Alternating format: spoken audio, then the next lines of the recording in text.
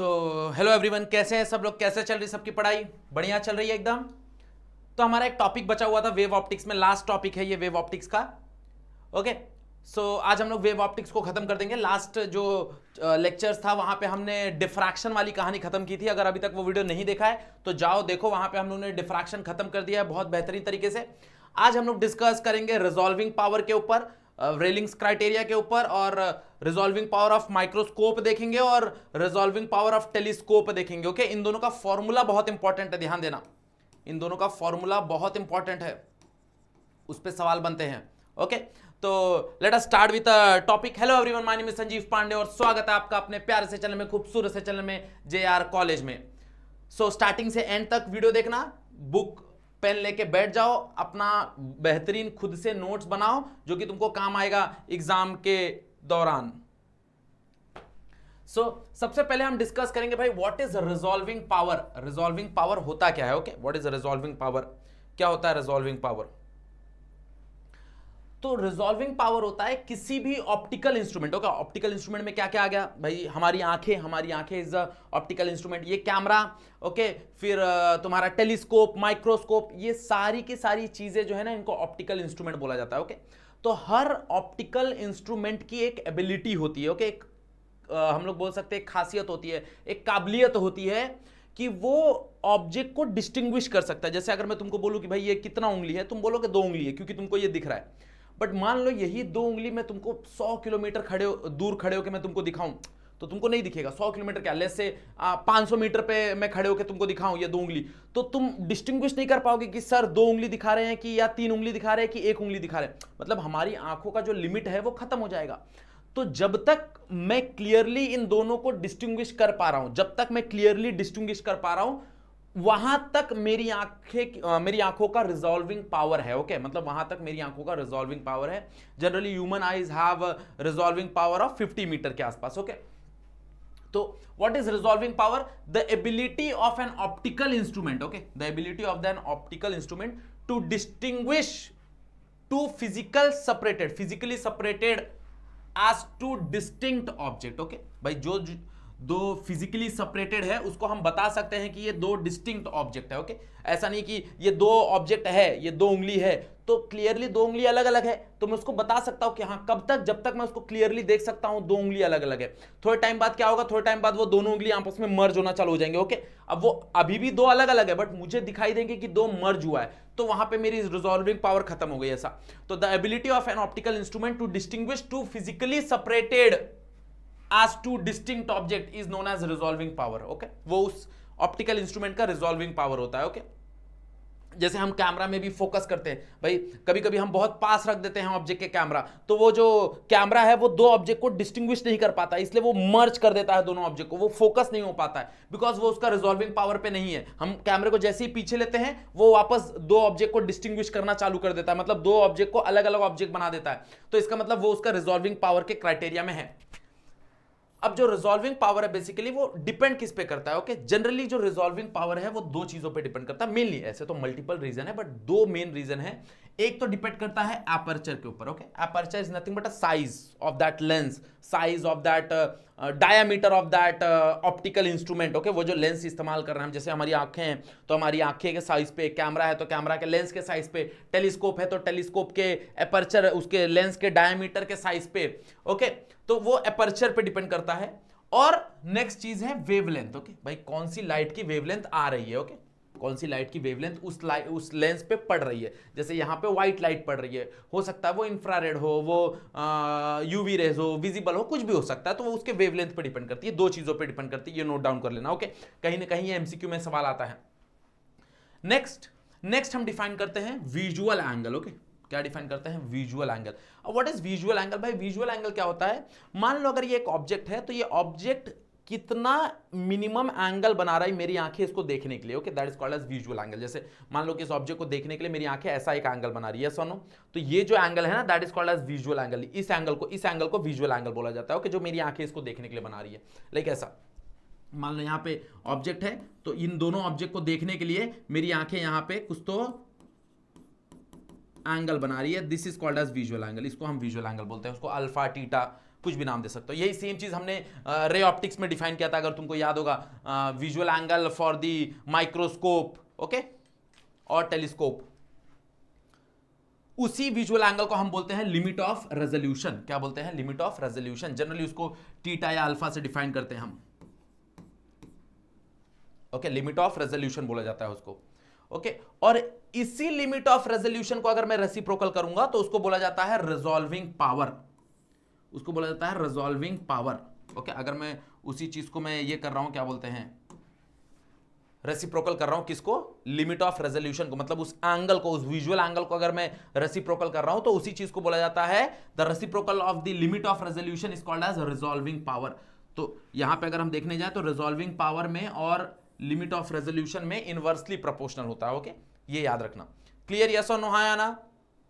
समझ में आया कहानी? इतना ही कहानी तुमको काम आने वाला है रिजॉल्विंग पावर में, इससे ज्यादा और कोई सवाल नहीं बनेंगे रिजॉल्विंग पावर में, इतना नोट डाउन कर लो। क्लियर? यस और नो? हाँ या ना? Okay, if you want you can take a screenshot also. आगे बढ़े, चलो, ओके। नेक्स्ट इज रेलिंग क्राइटेरिया, ओके। अब भाई लॉर्ड रेलिंग साइंटिस्ट है, इन्होंने अपना एक लिमिट ऑफ रेजोल्यूशन के लिए एक क्राइटेरिया दिया, depending upon the diffraction, depending upon the diffraction, okay. अब उन्होंने क्या बोला कि भाई हम, अब जैसे दो ऑब्जेक्ट है, दो स्टार है, ओके, या फिर दो कोई छोटा ऑब्जेक्ट है, अब उनको मेरे को देखना है, तो मैं कैसे बता सकता हूं वहां पे दो ऑब्जेक्ट एग्जिस्ट कर रहे हैं, क्या एक ऑब्जेक्ट एग्जिस्ट कर रहे हैं, ओके। तो उन्होंने डिफ्रैक्शन की मदद ली। उन्होंने किसकी मदद ली? उन्होंने डिफ्रैक्शन की मदद ली। उन्होंने बोला कि भाई अकॉर्डिंग टू द रेलिंग the ability of the optical instrument to distinguish between two closely spaced object depend upon the diffraction pattern. उन्होंने बोला कि भाई वो डिफ्रैक्शन पैटर्न पे डिपेंड करेंगे, ओके। मतलब मान लो यहां पे मेरे पास एक स्टार है, यहां पे मेरे पास एक स्टार है, अब ये दोनों स्टार है, अब ये दोनों स्टार अलग अलग स्टार है कि एक ही स्टार है, ये कैसे समझेगा? ये समझेगा इन दोनों के डिफ्रैक्शन पैटर्न से,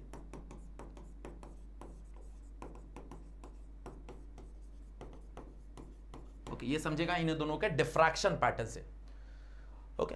अब उन्होंने क्या बोला कि मान लो अगर दोनों स्टार से लाइट आ रहा है और दोनों स्टार का हम लोग डिफ्रैक्शन पैटर्न बनाते हैं, ओके, दोनों स्टार का हम लोग डिफ्रैक्शन पैटर्न बनाते हैं, तो उन्होंने कंडीशन दिया कि अगर एक स्टार का मैक्सिमा दूसरे के मिनिमा से इंटरसेक्ट हो रहा है या कोइंसाइड हो रहा है, या फिर दूसरा का मैक्सिमा पहले वाले से कोइंसाइड हो रहा है, तो इस कंडीशन को बोला जाएगा जस्ट रिजॉल्व्ड कंडीशन, ओके। क्या बोला जाएगा? The just resolved condition, okay.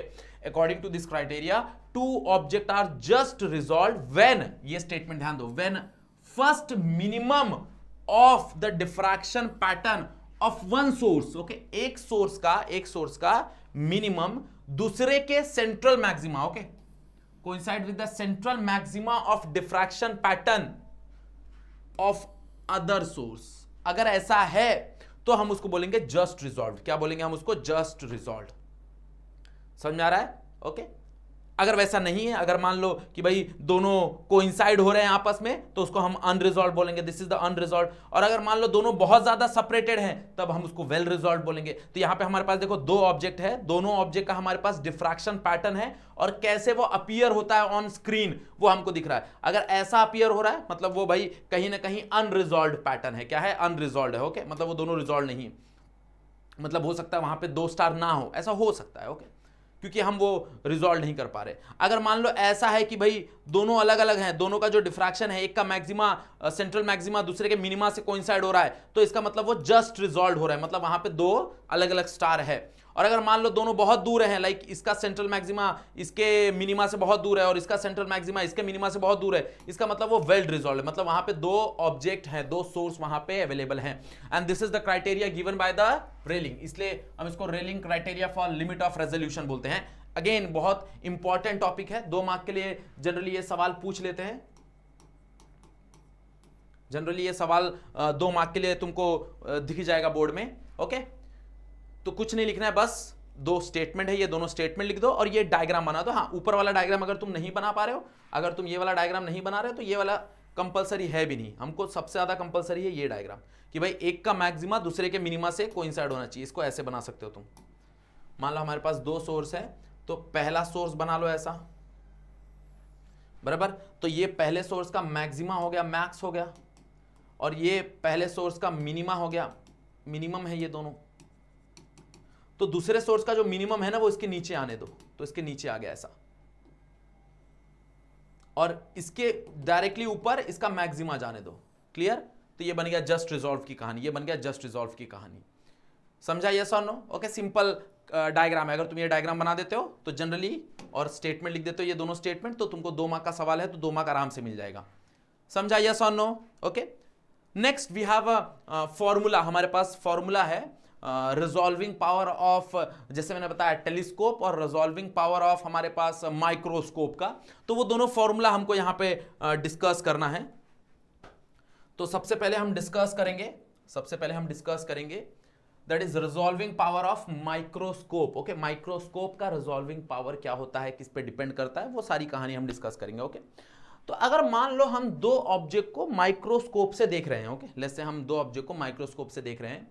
अब उस ऑब्जेक्ट की खासियत हो सकती है, या फिर वो ऑब्जेक्ट सेल्फ लुमिनस हो सकता है। सेल्फ लुमिनस मतलब उसके पास खुद का अपना लाइट सोर्स हो सकता है, या फिर वो एक नॉन लुमिनस ऑब्जेक्ट हो सकता है, मतलब उसके पास अपना कोई भी लाइट सोर्स नहीं होगा। ओके, अब दोनों ही सिचुएशन में फॉर्मूला थोड़ा सा क्या हो जाता है, डिफर हो जाता है। दोनों ही सिचुएशन में जो फॉर्मूला है वो थोड़ा सा अलग हो जाता है। Okay,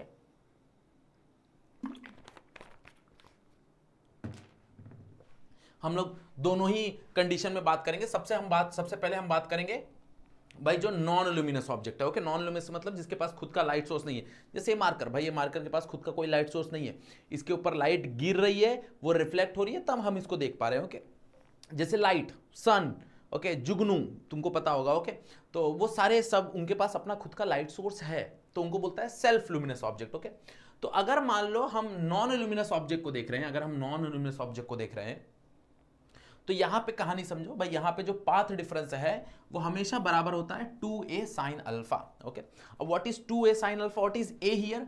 a is nothing but a distance between 2 object. Okay, a क्या है? a is nothing but a distance between 2 object. 2 object के बीच में कितना सेपरेशन है। Okay, distance between 2 object,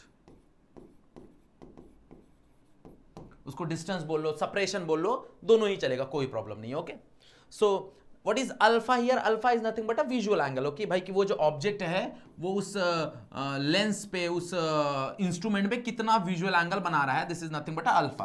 this is nothing but a alpha. मैंने तुमको बताया वो अल्फा से भी रिप्रेजेंट करते हैं, थीटा से भी रिप्रेजेंट करते हैं। ओके, तो यहां पे जो पाथ डिफरेंस होता है वो बराबर होता है 2a sin अल्फा। अब मुझे पता है कि फॉर परफेक्ट पैटर्न जो 2a sin अल्फा है, जो पाथ डिफरेंस है वो हमेशा बराबर होना चाहिए lambda by n। n is nothing but a refractive index, ये रिफ्रैक्टिव इंडेक्स है, रिफ्रैक्टिव इंडेक्स। ओके, और lambda is nothing but a wavelength of that light. जो भी लाइट हम यूज कर रहे हैं, जनरली विजिबल लाइट यूज कर रहे हैं, इंफ्रारेड यूज कर रहे हैं, जो भी लाइट हम यूज कर रहे हैं उसका वो वेवलेंथ है। यस और नो? हाँ या ना? यस। तो यहां से हमको क्या मिलेगा? 2a sin alpha is equal to lambda by n। तो यहां से a क्या मिल जाएगा? a is nothing but lambda divide by 2n sin alpha. Yes और no? Okay, a is nothing but a lambda divide by 2n sin alpha. अब यहां पे अगर हम देखने जाएं तो ये जो n sin अल्फा है ना, इस n sin अल्फा को हम बोलते हैं न्यूमेरिकल अपर्चर। क्या बोलते हैं? Numerical aperture. ओके, तो कहीं ना कहीं हम n sin अल्फा के जगह n भी लिख सकते हैं अगर हम चाहते हैं तो। ओके, अगर n sin अल्फा लिखना चाहते हैं तो वो भी लिख सकते हैं, कोई प्रॉब्लम नहीं। ओके, अब रिजॉल्विंग पावर कैसे डिफाइंड होता है? रिजॉल्विंग पावर डिफाइंड होता है किसके लिए? माइक्रोस्कोप के लिए। माइक्रोस्कोप के लिए रिजॉल्विंग पावर कैसे डिफाइंड होता है? माइक्रोस्कोप के लिए रिजॉल्विंग पावर डिफाइंड होता है, it is a reciprocal. Okay, ये रेसिप्रोकल है किसका? a का। And what is a? a is nothing but a minimum distance between the 2 object. Okay, 2 object का सेपरेशन है, उसका वो रेसिप्रोकल होता है। ओके, उसका वो रेसिप्रोकल होता है। तो यहां पे हमारे पास a का वैल्यू है, a is nothing but alpha divide by 2n sin alpha, sorry lambda divide by 2n sin alpha. तो इसका ही रेसिप्रोकल अगर तुम कर दोगे तो तुमको क्या मिल जाएगा? तुमको मिल जाएगा that is 2n sin alpha divide by lambda. Okay, अब मुझे पता है भाई n sin alpha can be written as na, तो यहां पे हम लिख सकते हैं 2na divide by lambda. Okay, अब यहां पे ध्यान दो कि भाई तुम्हारा जो रिजॉल्विंग पावर है वो कहीं ना कहीं लैम्बडा से इनवर्सली प्रोपोर्शनल है। तो ये बात को नोट डाउन कर लेना, ये बात को दिमाग में बैठा लेना कि जो भी रिजॉल्विंग पावर है ना, और ये सारे इंस्ट्रूमेंट के लिए ट्रू है, रिजॉल्विंग जो भी पावर है वो रिजॉल्विंग पावर इनवर्सली प्रोपोर्शनल है किसके साथ? The wavelength of the light. जो लाइट उसके ऊपर गिर रही है उसके वेवलेंथ से वो इनवर्सली प्रोपोर्शनल है। ये चीज नोट डाउन कर लेना। ओके, रिजॉल्विंग पावर, किसी भी रिजॉल्विंग पावर के लिए याद रखना, किसी भी इंस्ट्रूमेंट के लिए ट्रू है। नेक्स्ट, वो एपर्चर के साथ डायरेक्टली प्रोपोर्शनल है। अगर हम ध्यान दें तो एपर्चर के साथ वो डायरेक्टली प्रोपोर्शनल है। तो एक और चीज हम यहां पे लिख सकते हैं कि भाई तुम्हारा जो रिजॉल्विंग पावर है वो एपर्चर के साथ डायरेक्टली प्रोपोर्शनल है। ओके, अब एपर्चर का मतलब दैट साइज। ओके, तो यहां पे जो एपर्चर है वो है तुम्हारा एन साइन अल्फा। यहां पे जो एपर्चर है वो तुम्हारा एन साइन अल्फा है। यही अगर तुम ध्यान दोगे टेलीस्कोप के लिए, वही एपर्चर का वैल्यू अलग हो जाता है। क्लियर, यस और नो? अब ये जो डिस्कशन हो गया ये तो नॉन लुमिनस ऑब्जेक्ट के लिए हो गया। किसके लिए हो गया? नॉन लुमिनस ऑब्जेक्ट के लिए। ओके, अब अगर हम ल्यूमिनस ऑब्जेक्ट के लिए बात करें तो ल्यूमिनस ऑब्जेक्ट में सिर्फ एक ही बदलाव आता है। यहां पे जो लैम्बडा है ना, वो लैम्बडा के साथ 1.22 मल्टीप्लाई हो जाता है। ओके, अगर हम सेल्फ ल्यूमिनस की बात करें, जनरली ऐसा ऑब्जेक्ट जिसके पास खुद का सोर्स है, लाइट है उसके पास, ओके, उसको यहां पे क्या होता है 1.22 लैम्बडा सिर्फ मल्टीप्लाई हो जाता है। ओके, अब अगर अगेन हम यहां पे रिजॉल्विंग पावर डिफाइन करना चाहे तो रिजॉल्विंग पावर क्या हो जाएगा? इसका रेसिप्रोकल। ओके, तो रिजॉल्विंग पावर क्या हो जाएगा? रेसिप्रोकल ऑफ ए। तो अगर मैं इसको रेसिप्रोकल कर दूं तो क्या मिलेगा इसका reciprocal? That is 2n sine alpha divide by 1.22 lambda. तो यहां पे भी अगर हम देखेंगे तो इनवर्सली प्रोपोर्शनल है वेवलेंथ के साथ, डायरेक्टली प्रोपोर्शनल है एपर्चर के साथ। ये जो n साइन अल्फा है इसको हम na लिख सकते हैं, याद रखना। तो r is equals to 2na divide by 1.22 lambda. और अगर मैं इसको भी और सॉल्व कर दूं 2 और इसको डिवाइड कर दूं 122 को, तो क्या मिल जाएगा यहां पे? तो दैट इज Na, इसको अगर मैं डिवाइड कर दूं 2 से तो ये हो जाएगा 0.61 lambda. Okay, this is nothing but a resolving power of microscope with a pair of self luminous object. Okay, ये सेल्फ ल्यूमिनस ऑब्जेक्ट के लिए इतना रिजॉल्विंग पावर होगा। क्लियर?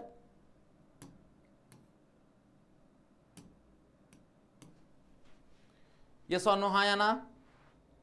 ओके, नेक्स्ट, ऐसी हमारे पास रिजॉल्विंग पावर है किसके लिए? ऐसी हमारे पास रिजॉल्विंग पावर है same as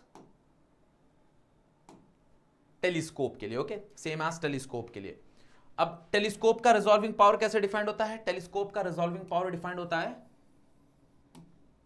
resolving power of telescope is defined as the reciprocal, okay, reciprocal of the least angular separation between the object. Okay, same कहानी वहां पे भी है, यहां पे भी अगर तुम देखोगे तो सेम ही कहानी है।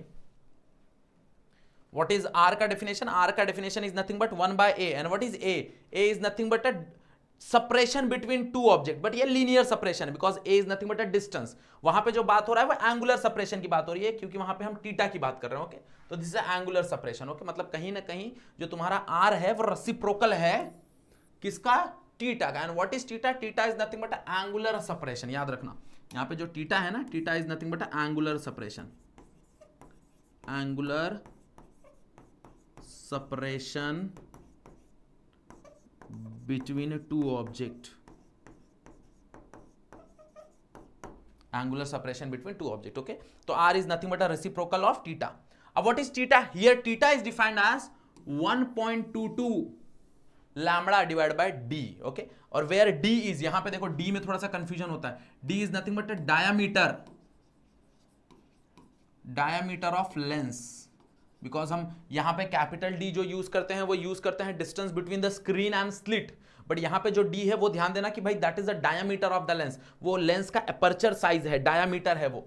तो यहां पे भी अगर हम कहानी देखें तो सेम ही कहानी वेरीफाई हो रहा है। यहां पे भी अगर हम देखें तो जो आर है वो आर कहीं ना कहीं इनवर्सली प्रोपोर्शनल है वेवलेंथ के साथ। ओके, जो रिजॉल्विंग पावर है वो कहीं ना कहीं इनवर्सली प्रोपोर्शनल है वेवलेंथ के साथ, और वही रिजॉल्विंग पावर डायरेक्टली प्रोपोर्शनल है एपर्चर के साथ। एपर्चर मतलब यहां पे जो डायामीटर है उसको एपर्चर बोला जा रहा है, बस एपर्चर का डेफिनेशन बदल रहा है। भाई यहां पे जो एपर्चर था वो तुम्हारा एन साइन अल्फा था, एन साइन अल्फा को बोला जाता है न्यूमेरिकल एपर्चर। तो यहां पे जो एपर्चर है that is the diameter of that lens of that telescope का वो जो लेंस है उसको बोला जाता है एपर्चर। ओके, मतलब यहां पे ये चीज तो दिमाग में बैठा लो, और ये चीज कहीं ना कहीं एमसीक्यू में आती है।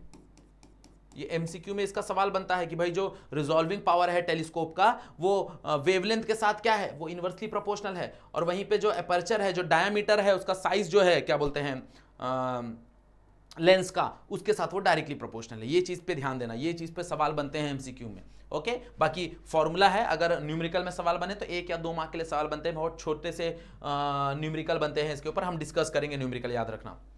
क्लियर, यस और नो? कहानी समझ में आई? तो यहां पे हमने सारी कहानी डिस्कस कर ली है। यहाँ पे हमने भाई रिजॉल्विंग पावर क्या होता है वो सारी कहानी डिस्कस कर ली है, तुम इसका स्क्रीनशॉट ले सकते हो, इतना ही डेटा इनफ है रिजॉल्विंग पावर के लिए। फिर हमने यहाँ पे रेलिंग क्राइटेरिया भी डिस्कस कर लिया, वो भी इतना ही डेटा इनफ है तुम्हारे लिए। और यहाँ पे हमने डिस्कस किया है तुम्हारा resolving power of microscope. Microscope में दोनों कंडीशन हमने डिस्कस किया था। ओके, नॉन ल्यूमिनस भी डिस्कस किया है, सेल्फ ल्यूमिनस भी डिस्कस किया, दोनों का फॉर्मूला भी है, एक एक टर्म भी हमने देख लिया भाई क्या होता है वो टर्म। और यहाँ पे हमने डिस्कस किया हुआ है किसका, resolving power of telescope. Clear, yes और नो? हाँ या ना? कहानी समझ में आया? So here we have officially completed your wave optics. Okay, यहाँ पे हमने वेव ऑप्टिक्स की कहानी खत्म कर दी है। देख लो, सारा का सारा हमने डिस्कशन किया हुआ है यहाँ पे, सारा का सारा। ओके, क्या होता है पोलराइजेशन होता है, क्या होता है कॉर्पस्कुलर थियरी क्या होता है, ओके, फिर तुम्हारा रिफ्लेक्शन, रिफ्रैक्शन, हाइजीन्स प्रिंसिपल सारा, फिर इंटरफेरेंस क्या होता है, डिफ्रैक्शन क्या होता है। ओके, सारा कहानी हमने यहाँ पे डिस्कस किया हुआ, अगर तुम ध्यान दोगे तो ये डेटा सारा का सारा हमने डिस्कस किया हुआ है। ओके, सो नेक्स्ट लेक्चर में हम न्यूमेरिकल का डिस्कशन कर लेंगे, नेक्स्ट लेक्चर में हम न्यूमेरिकल की बात कर लेंगे। सो अगर तुम लोग फर्स्ट टाइम वीडियो देख रहे हो तो वीडियो को लाइक तो जरूर करना है, चैनल को सब्सक्राइब कर लेना है, क्योंकि यहाँ पे सारे के सारे 11, 12 साइंस कॉमर्स सारे के सारे सब्जेक्ट अवेलेबल हैं। ओके, अगर कुछ डाउट है किसी पर्टिकुलर टॉपिक में तो यहाँ इंस्टाग्राम है, वहां पे डीएम कर दो, कमेंट सेक्शन में भी तुम पूछ सकते हो, कोई प्रॉब्लम नहीं है। ओके, चलो, सो आज का वीडियो यहीं पे एंड करते हैं, आज के लिए बस इतना ही। That's it for today, thank you so much, next video में मिलते हैं।